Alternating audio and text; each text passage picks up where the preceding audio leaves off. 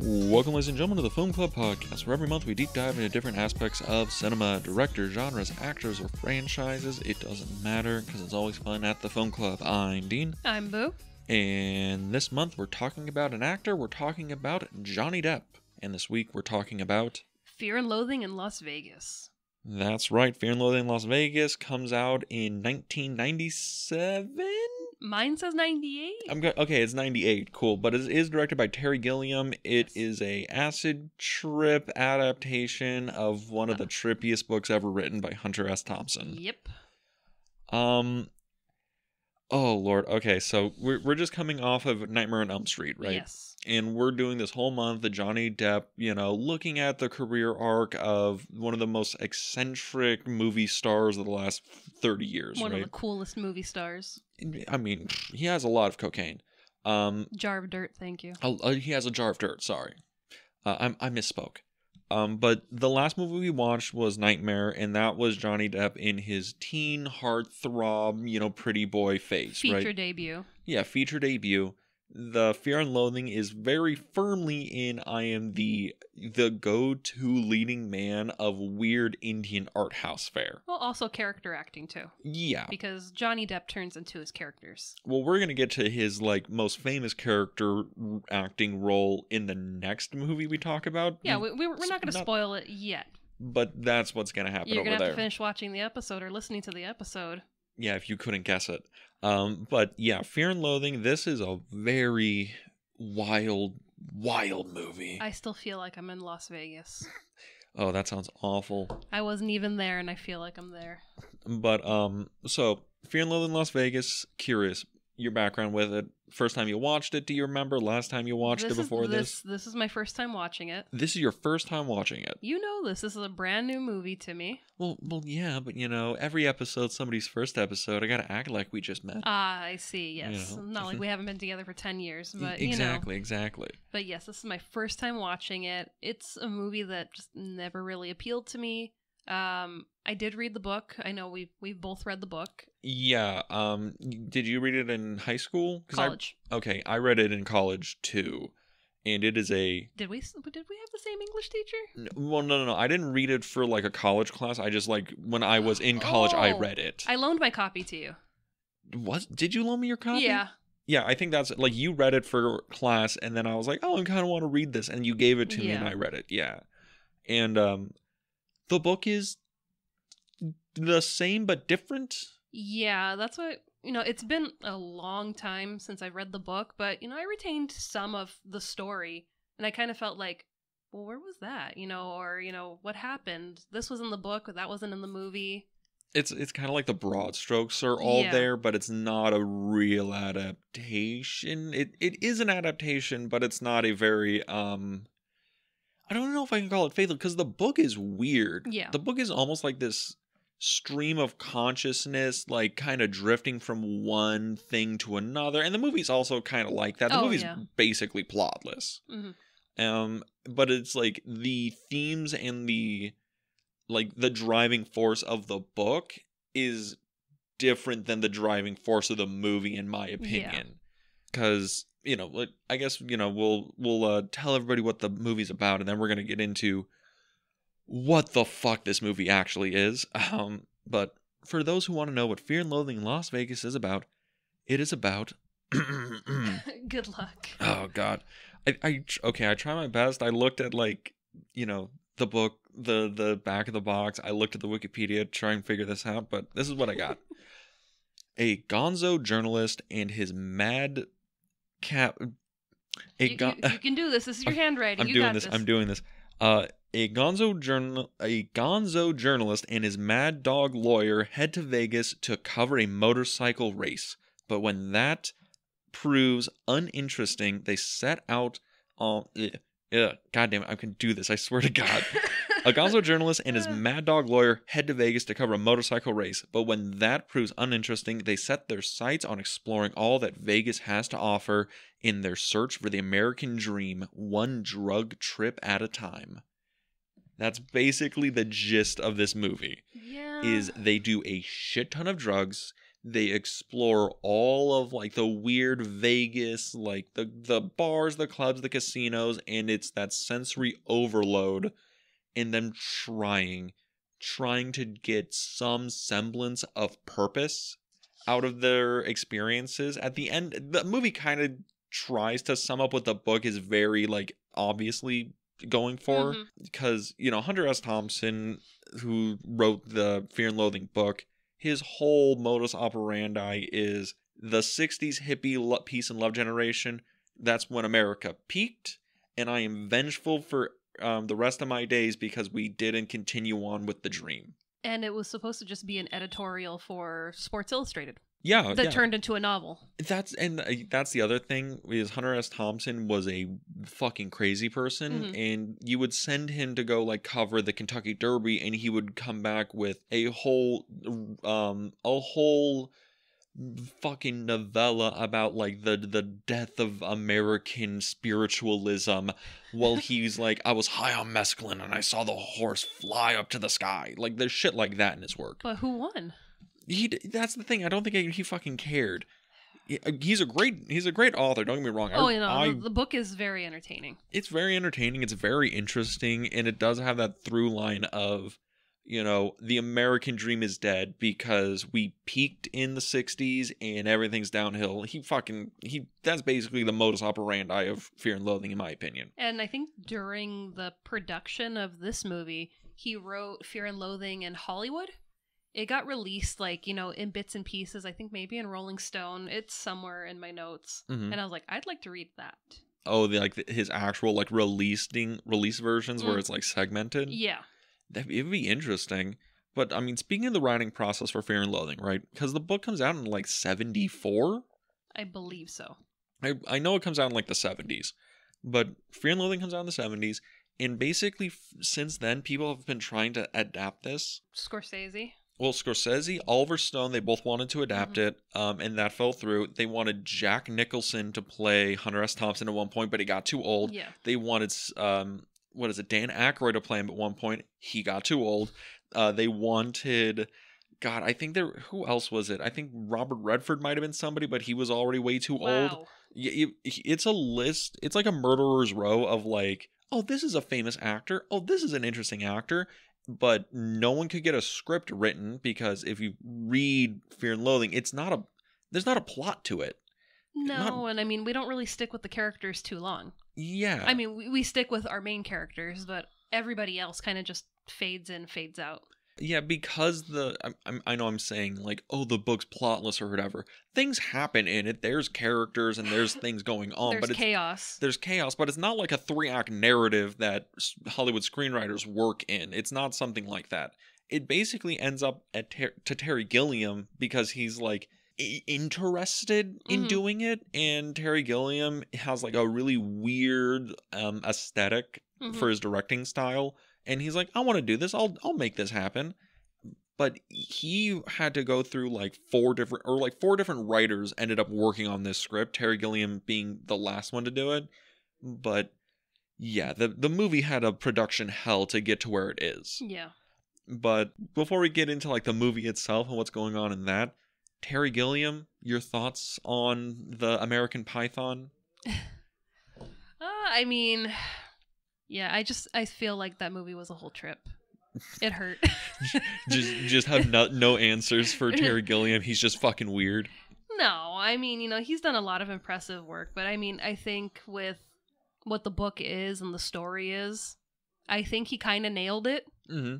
But I also think this is kind of a one and done for me. This is not a repeat viewer. Yeah, it kind of hurt to watch the movie, and I think that's kind of the feeling that you should have, like, damn. Every time Johnny Depp wakes up, it just, it's even more chaos, and just, how did this happen? Like, yeah, I'm good. I'm good. I'm really interested in that because I've seen this movie. I think it's probably the 4th or 5th time I've seen it. Mm-hmm. Because I was an American college boy. Of course I watch Fear and Loathing all the time. Of course you did. It happens. But, I'm interested because, like, your first watch, you watch it and you're like, this is just sensory overload. This is just not... Oh, and I mean, I expected that. Mm-hmm. I've read the book, so I'm like, I know that this is going to be an overload movie. And damn, it was an overload movie.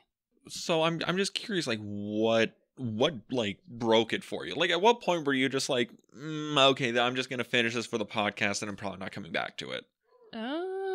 Because I'm always curious when people finally nope out of the experience, when they get off the ride, basically. I guess the credits, because I stayed the whole time. I mean, I knew it was just gonna be, you know, chaos and just sensory overload, but yeah, I mean, I needed to see it through. And I did. Good for you. Thank you. So was it like the pacing? Because I was watching this movie because it bounces from vignette to vignette, even from the beginning, right? Yeah. It starts off with them driving through the desert, you know, we're in bad country, all that shit. They pick up Spider-Man. Yeah, wasn't expecting that. Tobey Maguire in a bald cap. There's a lot of famous people in there. Yeah. And we have barely established that they're driving to Vegas, and then we flash back to them in Los Angeles preparing to go to Vegas. And they bounce back and forth from like the present to the past, back to the present. Then they're in Vegas. Then they're bouncing from hotel room to another event with the motorcycle. They're bouncing around all over the place. Casinos. Them getting high on you know, every drug under the sun. But as they're bouncing around from each little moment, it's hard for me to care. A little bit, but it's also hard for me to like really keep up because some of it is like way too slow. Some of it is not like snappy because the movie's over 2 hours. Yeah. It's long. I feel like Terry Gilliam's worst factor is he paces his movies in the worst way possible. He builds great worlds, but he doesn't do them very concisely. Yeah, I guess. But I mean, I think that kind of goes with, you know, the drug trip that they're on. You know, it's either the world is completely slowing down for them or it's just, you know, fast pace, gotta move, gotta run. I'm surprised my heart hasn't given out yet because, you know, we're just doing whatever we're doing. But, yeah. I mean, I was counting down the minutes because it was just sensory overload. But the story's interesting. Well, I mean, when you have the backstory of, like, the book. Okay. It's an interesting story, but going in and not knowing what's going on, I'd be clueless. I'm curious, what do you think I actually wrote this down. What's the goal of the Fear and Loathing movie? Like, what is the story of it? Because the book is like, you know, the search for the American dream or whatever. But the movie, because we don't get a clear objective that Raoul Duke or Hunter S. Thompson, whatever you want to call him, is like trying to achieve. We don't have a clear stated thesis of the film really until like the end, I guess. But even then, it's almost like too little too late. Like, is that really what this was all about, or is that something it's a quick you know ending monologue? I mean, we start with a little monologue, but it's just, I guess, you know, yeah, it's the American dream, but is it his version of the American dream? You know, not like everyone else's. You know, I want to go and achieve great things. It's just, I'm going to go and party and destroy and just move along as I go. Life is chaos and I shall be its agent? Or I guess. Well, because there's this whole section of the movie where it's not even like nothing happens. A lot of things happen, but it's almost like not... It's almost like irrelevant moments of interesting light shows happen, you know? It's like, oh, this looks cool. Like, the sensory stuff is interesting. Oh, it's so funny to see Johnny Depp and Benicio del Toro, like, wigging out on camera and goofing off. But it's like, what's tying the room together here? And by the end of the movie, it's like, oh, you know, the waves crashed and receded and all that was left was us. And, you know, we almost reached this high water mark and we will never reach it again. It's him lamenting the end of the revolution, of that peace and love and the drug culture and all that stuff. But that's like fucking 15 minutes before the end credits? Yeah. The rest is just partying and blacking out and is this really happening? Oh no, this is a bad trip that's happening. Him pseudo trying to reflect on his experience with Dr. Gonzo, a young Christina Ricci biting his ankle. Yeah, it's weird. Yeah, but the dinosaur people. The dinosaur people scared the shit out of me. Really? I mean, it's a fucking cool effect. I ain't gonna lie. It was creepy. All right, well, I guess it's time to talk about the man of the hour, because we've been kind of pussyfooting around it, because I don't think if it's obvious for anybody, like, we're both pretty lukewarm on the movie, honestly. Yeah. I like how you're just like, yeah, this is probably going to be a fucking short episode. The movie's just, like, kind of okay. Yeah, well, I mean, it's hard because, it's one of these movies where there's a book that companions it. It's not just a standalone film. Well, that's like most movies. Most movies are adaptations. That's why, it's always that great debate, which is better, the book or the movie? And for me, I feel like the book is better in this circumstance. Well, yeah, the book I think is like better, but I also think that the movie is just like, it is a failed adaptation made by a great stylist. I think Terry Gilliam is a very good director. But yeah. I think that his sensibility in the storytelling aspect of his directing did not serve this film nearly as well as he wanted to. That's what I'm saying, coming into this, and if I didn't know what the story was, I'd have no idea what we're doing. You'd be like, is this just the fucking stoner vlog of Vegas? It's like, I'm along for the ride, but it's just, are we just bouncing from place to place, until we get kicked out? And that's just kind of the moral of the story, wild weekend in Vegas? I don't know. It's a very weird and confusing movie. I mean, it comes to the question, is this even a good adaptation? I mean, this is the only one we have, right? Well, there's... Because I know, like, people have also, like, done the Hunter S. Thompson or Raoul Duke character before, because I think Bill Murray did like Where the Buffalo Roam back in like the 80s. Yeah, isn't that when he told Johnny Depp, make sure you do a completely different character after this, otherwise you're going to be playing that same character for years to come. In his defense, he kind of basically played Hunter S. Thompson for the rest of his years. I still think Johnny Depp is still playing a little bit of Hunter S. Thompson to this day, but I mean, it is fun. Yeah, it looks interesting. But he did get to drive Hunter S. Thompson's red car. He hung out with Hunter S. Thompson a long time to get into character for this. I mean, they swapped cars. They're like, "Yo, you want to take mine? I'm taking yours." I mean, we'll stick a pin into the adaptation question for later, but I do want to mention that because I know we're lukewarm on this movie, right? But what's not lukewarm is Johnny Depp, Benicio del Toro, their performances in this movie. They are transformative. They are incredibly engaging. Without them, this movie would actually be bad. Yeah. Like, this is one of the reasons why I kind of, push, let's do Fear and Loathing. Mm-hmm. Even though it's like, I enjoy the movie. It's, like, fun to watch. But, like, quality, it's not there. But Johnny Depp is fucking great in this. Oh, yeah, he's amazing. So, like, I'm curious, like, this is your first time watching it. Mm-hmm. Have you heard anything, because you're a Johnny Depp fan, right? You like watching a lot of his movies. Yeah. So was this like a weird, like, a weird role for you to see him in? Because, he has the shaved head going on. He's like... That was shaved by Hunter S. Thompson. It was shaved by Hunter S. Thompson. He's like, you're going to be bald, goddammit, because I'm bald. But he Johnny has the couldn't look in the mirrors. He's like, I can't. He's like, I just can't do it. It's funny. But, watching it, you have Johnny Depp doing all the weird little, herky-jerky moves, like he's stoned out and he has the bald head or whatever. Mm-hmm. Is this like a different vibe for you? Because he's not trying to play pretty boy Johnny Depp. He's not trying to play like the crybaby or the nightmare or whatever. He's not trying to play like heartthrob. But I mean, I've seen him in so many different forms that it's kind of not that weird for me. Mm-hmm. I was kind of like, I can see how some of this would, later, progress in his career. Like, some of the faces and some of his, movements. I was like, oh, that was you in Rango. Mm-hmm. So I was like, little bits and pieces, you see him evolve over time. I mean, so that's why it wasn't that weird, because it's like, I know Johnny Depp, when he becomes a character, he is that character.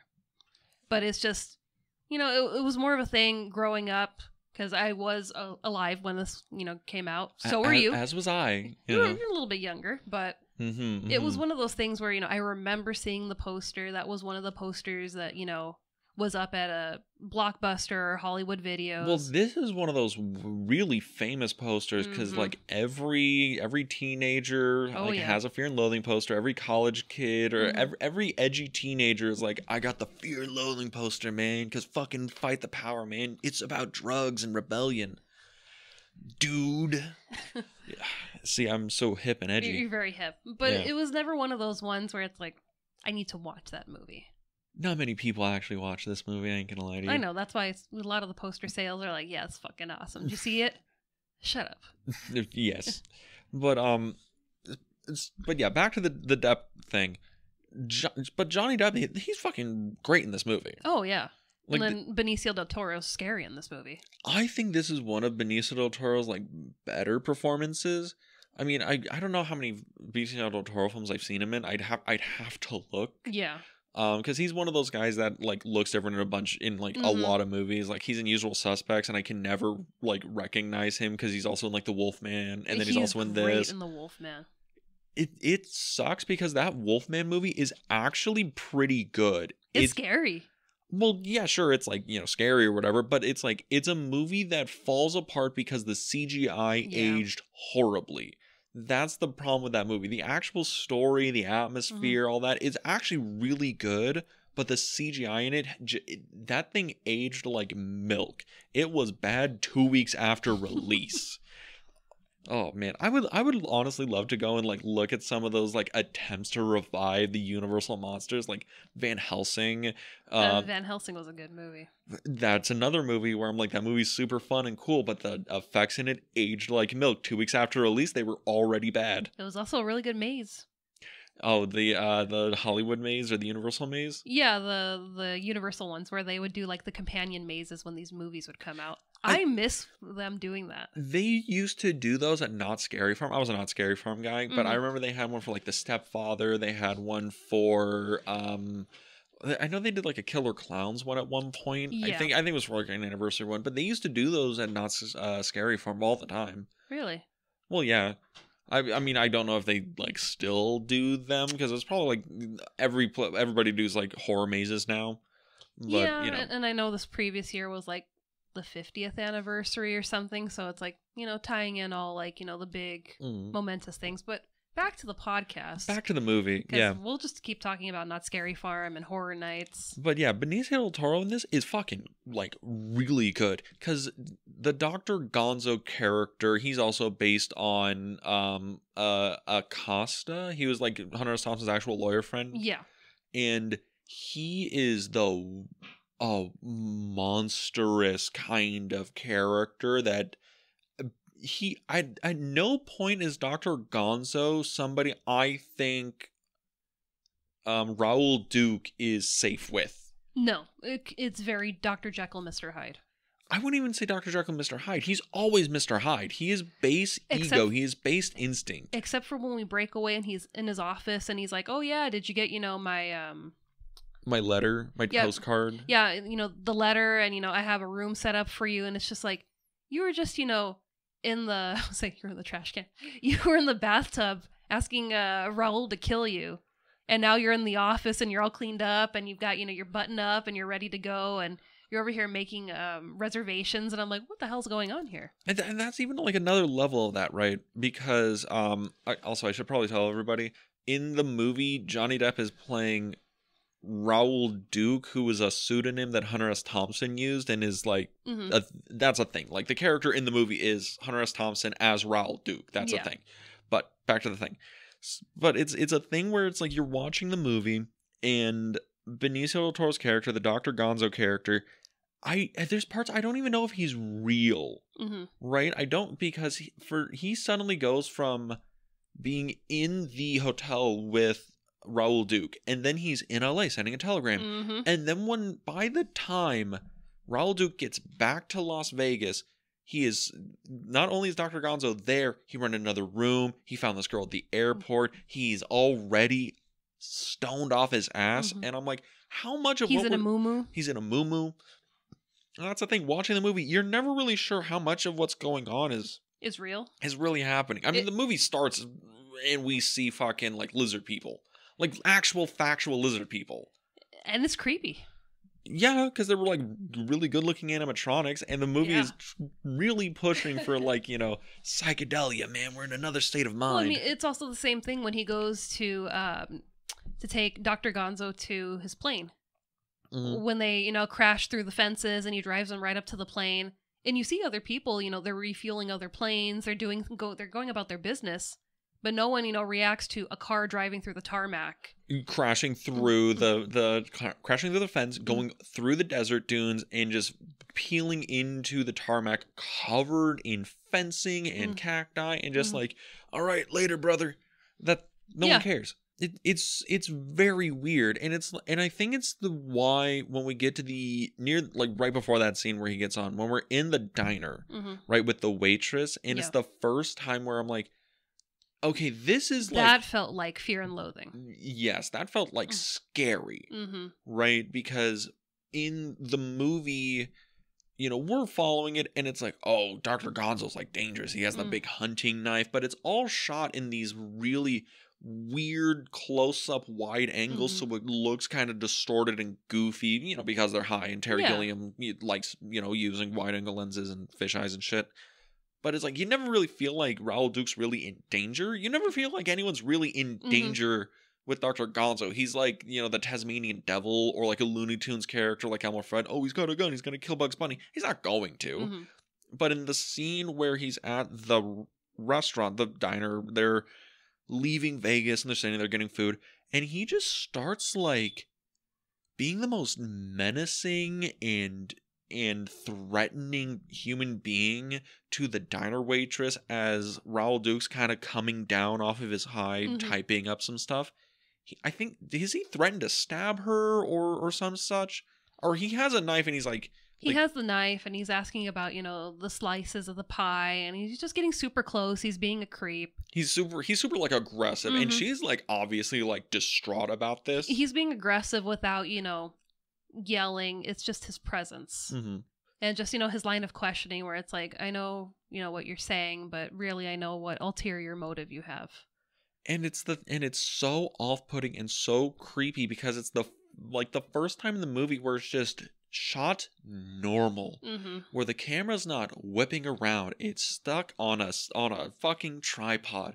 It's shot in a normal 50, and it's just cut very normal. It's the only time in the movie it slows down where it like works. You feel like you could take a breath. Yeah, you can take a breath, but the one time you take a breath is when you realize that, oh, Dr. Gonzo's like a horrible person, and Raoul Duke is his like passive accomplice who might also be just as bad as he is, because like we don't get a sense of, is Dr. Gonzo, is Raoul Duke, like who are they as like people? Yeah, because we never see them straight, like not really. Like this is the closest we see them like not drugged up and like good. And it's right? Weird because they're like quiet and they're menacing, and they're the kind of guys where like, oh, if you saw them roll into your diner at like 3 a.m, you'd be like, oh, well, fuck me. I really hope we got the gun under the register, But yeah, great performances, by the way. All right.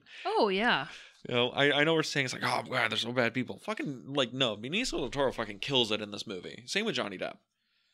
Or which one's better? Which one's the better performance? It's got to be Johnny Depp for me. I'm sorry, I'm biased.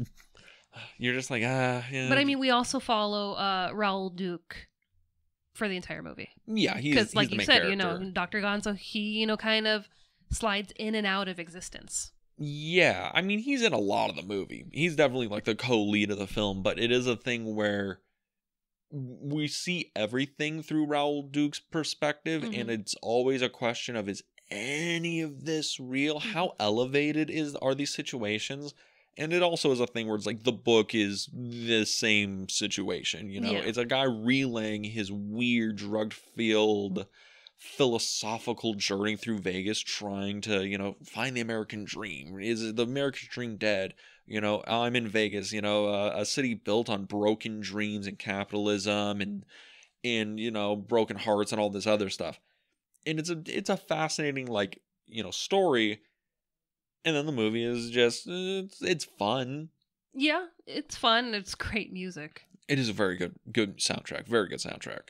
I was happy with Jefferson Airplane. You gotta throw in the recorder right when it peaks, and then I'll die. Woo. That's a real scene in this movie. That's a real fucking scene. Okay. All right. But you gotta close your eyes first, okay? I don't want you to see when I do it. And then just pelts him square in the face with an orange. It was awesome. Then fucking leaves. Oh, but okay, that gets now. Now let's actually answer the question: is this a good adaptation? Because from it sounds like you really dig the book. I really dig the book too. Yeah, it's a fun book. And we are both like really lukewarm on the movie. And I'm wondering, is that a fault of Is that a fault of trying to adapt the book, or is that a fault of the direction of the film? Like, is the book too weird and tangential and strange to actually be properly adapted to get the same vibe, or is it just a thing where Terry Gilliam missed the mark and somebody could have done it a lot more like constructed? I feel like I'm gonna probably kick it back to Sunrise from last month, where Murnau was kind of like, I don't want words. I want people to just kind of see the actions on the screen and kind of put it together. So I feel like maybe Terry Gilliam kind of did that, where it's like, we're not going to say a lot of, what's going on in the book. I think we're just going to kind of vibe and see if the people pick it up. But it's like, I think we need the narration and to kind of understand what direction we're going in, even though our characters don't really know what direction they're going in. I mean, we get the inner monologue from Raoul Duke, and we get him kind of philosophizing, and a lot of it's taken from the book, or at least it's paraphrased from the book. But the issue is, like, there's no stated goal or objective. No, it's just, you know, oh, we got to get you credentials, and we're going to hop over here, and we're going to hop over there. And it's like, but why? That's the problem. It's like, what does it mean?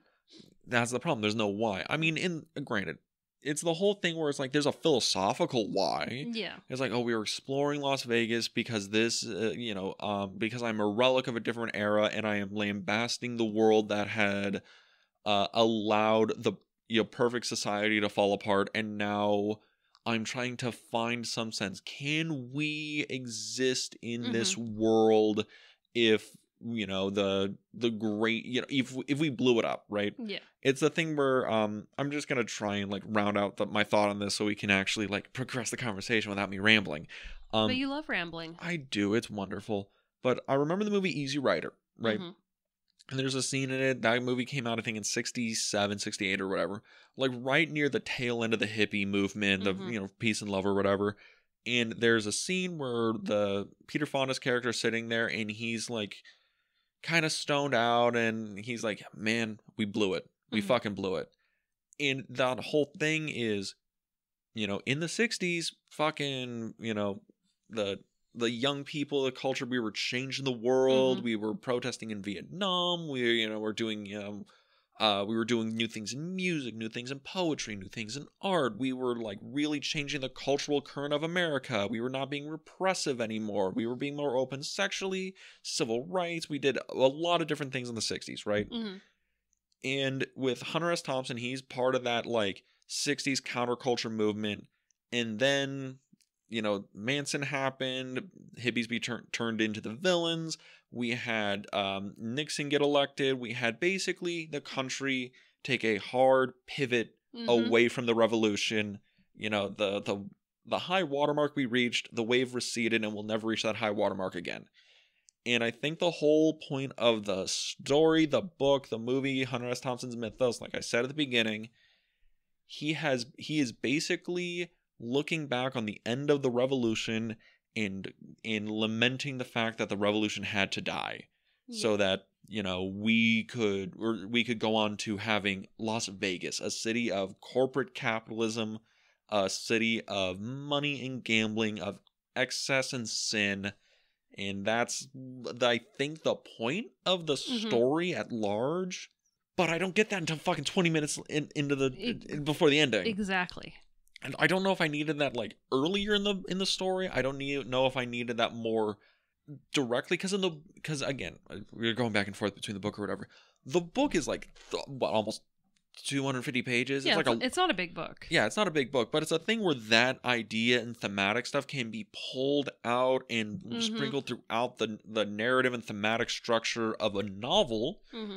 But in a movie, you have like 2.5 hours. I think that's how long this movie is. Yeah, I think so. So it's like you need to be succinct with your storytelling if you're going to do this in a narrative form. And I think that was the flaw of the story and adapting it, is this does not have a 3-act structure within it. It has vignettes that combined give you meaning of a thematic idea, which the movie can do, but Terry Gilliam has awful pacing. So these don't come together, juxtapose into a deeper meaning until he just outright says it. It just feels like a blur. It just feels like a blur? Yeah, because we're just jumping around. I mean, that's kind of how the movie works, too. I know. That's why it's kind of, hard to kind of tear it apart and, really see what it means, because it's just all over the place. It is an all over the place kind of movie, and it's a thing where I still like it. Like, it's not a thing where it's like, I like it for my taste. I don't think I like it for a critical analysis of it. And that's like the problem with it when it came out. Or, I just want to curl up on the couch and watch a movie. Yeah, Fear and Loathing. Yeah, okay, maybe this is probably not a curl up on the couch with some Haagen-Dazs kind of movie. But, well, I mean, we're not alone with this. When this movie came out, it had an $18 million budget, and it bombed. It made $14 million back. Critics were mixed on this, which is weird, because usually movies we cover, even if it bombed, there's still, like, critics liked it. The Oscar people liked it. Most critics, like, even Roger Ebert was like, 1 out of 4 stars. This movie's a fucking mess. This doesn't make any sense. Johnny Depp's good in it, but, like, he's in service of a script that has no structure. That's, like, the gist of all the critics that were, like, coming in on this. I mean, it played at cons. People were like, oh, this movie's, this is a great artistic piece. This is a movie that really understands, like, the drug culture. This is a movie that really understands what it's like to be on drugs. And I think that's what the movie is good at. It gives you an experience of being on acid. Yeah.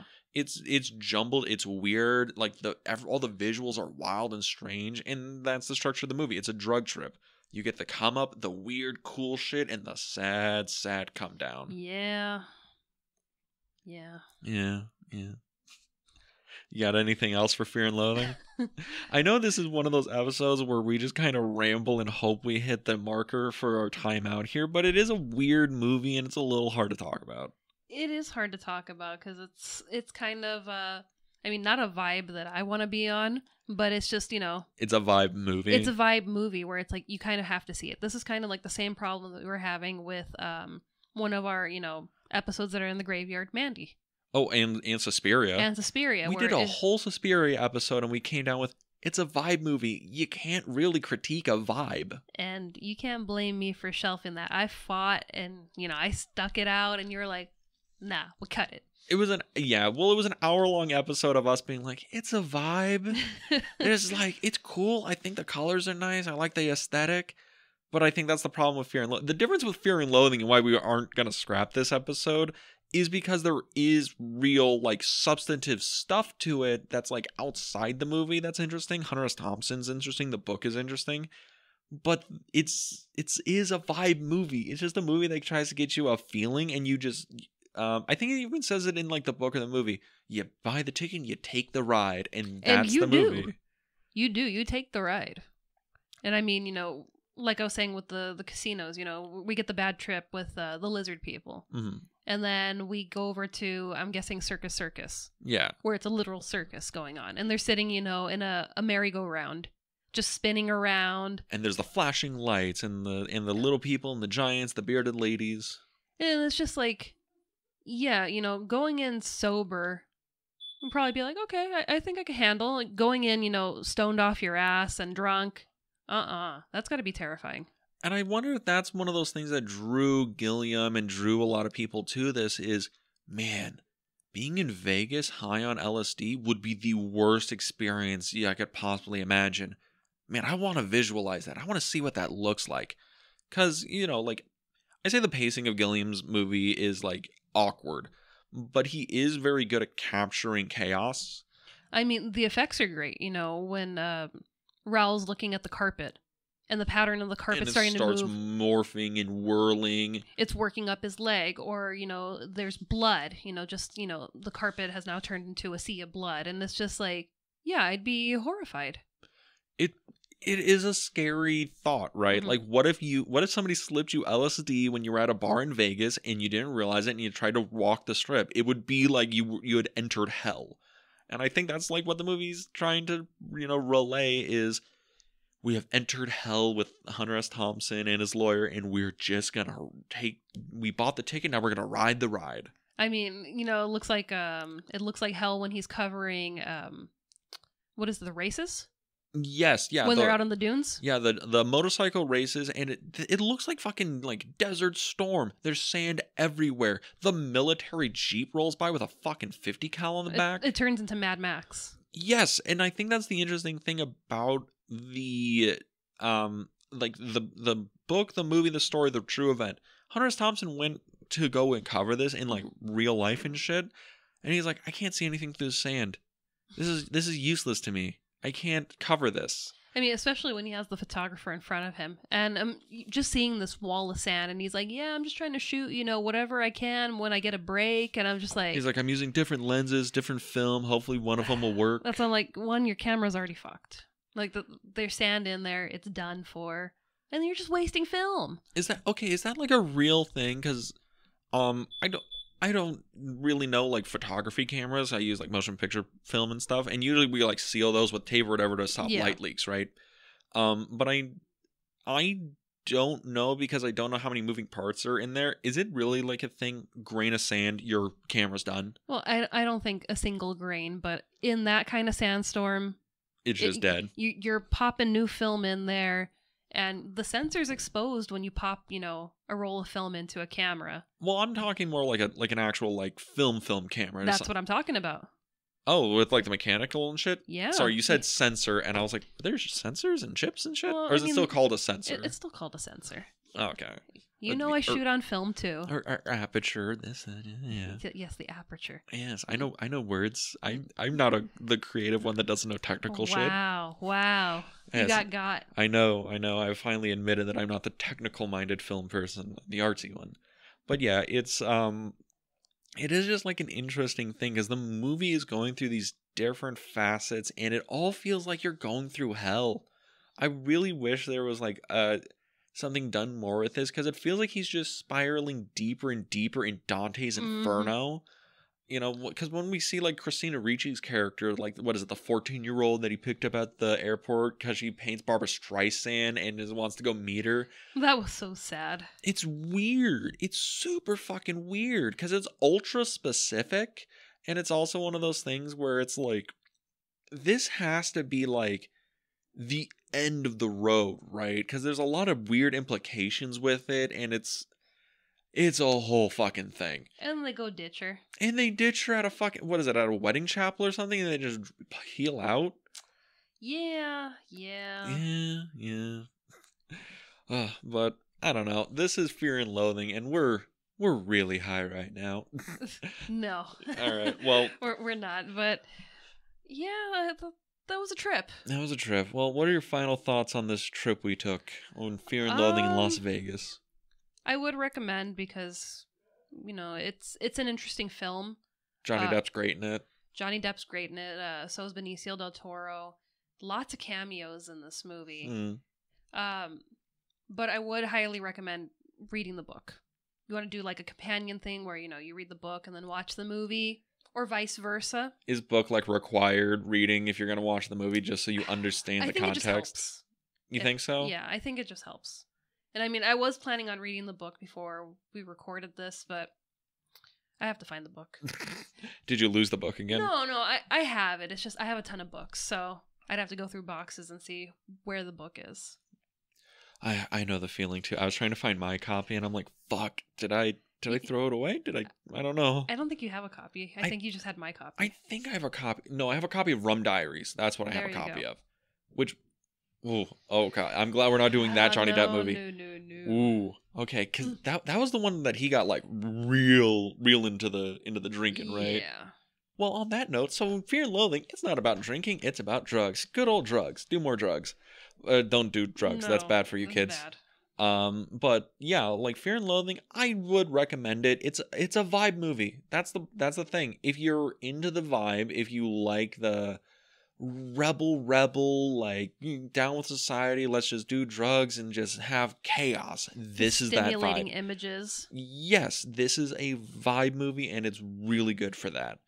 I would recommend the book. I think it's one of the better like American novels of like the 1970s. It's really, really good. I'm planning on rereading it anyway. But yeah, the movie is like 3 out of 5, 3 out of 5, probably 3 out of 5 for me. Yeah, Johnny Depp's I'll great. Go 3. Yeah, Johnny Depp's great in it. Benicio del Toro's great in it. The actors are good. Some of the imagery is really like striking and cool. It's paced a little slow and it feels really unfocused, and not in a we're trying to be unfocused on purpose, in a we didn't structure this nearly as well as we wanted to. Yeah. But next week we're doing something totally different, because we have started with Johnny Depp, the heartthrob, the start of his career. Johnny Depp, the indie art house leading man. Now Johnny Depp, in the mainstream. Yes. What? Next week we're talking about Pirates of the Caribbean. Captain Jack Sparrow is making his way to the film club. Yes, he is, and it's interesting because Pirates of the Caribbean was part of that franchise boom of the early 2000s with like Lord of the Rings, Star Wars, Spider-Man. And this was also Matrix. the beginning of the trend of doing live action rides from Disneyland into live action movies. Yeah, because there's like there's not a lot in that canon, but there is like Haunted Mansion. There's a Tomorrowland movie. Jungle Cruise. There's a Jungle Cruise. Yeah, but this is the one that really started it, and it's almost a thing where it worked because it's just like a really good like pirate adventure movie. And I think the other movies kind of forgot. It's like, no, guys, it's just you make a good movie in that mold and we put the name on it, not literally make a movie about the Haunted Mansion. I still haven't watched it. I need to give it a watch and see, if I'm going to be, this is my, kind of movie because it's canon, or it's just a little too on the nose. I mean, Eddie Murphy is American treasure, all right? And I did see that in the theater too. But yeah, so next week we're going to do Pirates of the Caribbean. That one's going to be a much different episode than this because we, I kind of love Pirates of the Caribbean, low key. Oh, it's a great movie. But yeah, but with that, where can they go if they wanted to listen or follow along with us? If you want to listen to us on a different platform than you currently are, you can find us on Apple Podcasts, Spotify, Google Podcasts, and YouTube. You can go to our YouTube channel, The Film Vault. That is The Film Vault on YouTube, where I upload video slideshow versions of this podcast if you wanted to see some nice stills of the movie as we talk about it. I am getting much, much closer to releasing simultaneously. We're one episode at a time. But if you wanted to find out when we're releasing new stuff, what we're going to be talking about, or any adventures we're going on, you can check us out at The Film Club Podcast on Instagram, where we post daily stories, upcoming episodes, and random adventures we go on. And with that, we'll see you next week at the Film Club. Have a good week, everybody.